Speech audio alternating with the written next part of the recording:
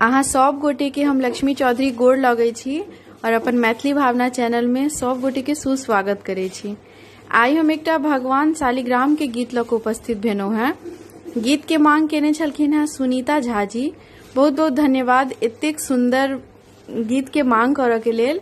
ई गीत पारंपरिक अछि, लगभग सब गोटा के ई गीत आबैत हेतन, तैयो हमरा से मांग भेला त गीत हम गाबऽ के कोशिश कर रहल छी। गीत नीक लागत त गीत के अधिक से अधिक शेयर करब।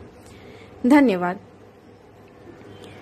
भगवान गेला तुलसी वन में, भगवान गेला तुलसी वन में, हम जियब कोना भगवान बिना।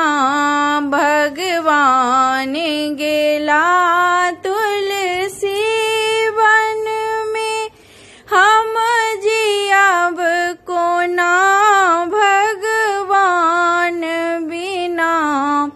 जेना तुलसी बेकल छथि जल बिना, जेना तुलसी बेकल छथि जल बिना, तेना हम हूँ बेकल भगवान बिना।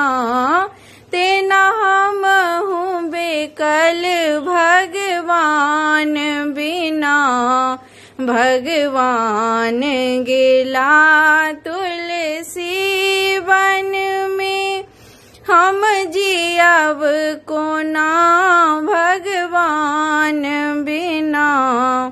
जेना सीता बेकल छथि राम बिना, जेना सीता बेकल छथि राम बिना, तेना हम हूँ बेकल भगवान बिना।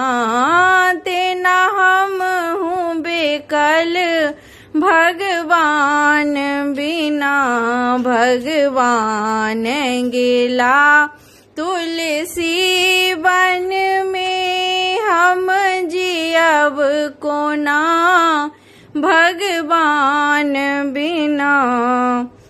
जेना राधा बेकल छथि श्याम बिना, जेना राधा बेकल छथि श्याम बिना, तेना हम हूँ बेकल भगवान बिना। तेना हम हूँ बेकल भगवान बिना।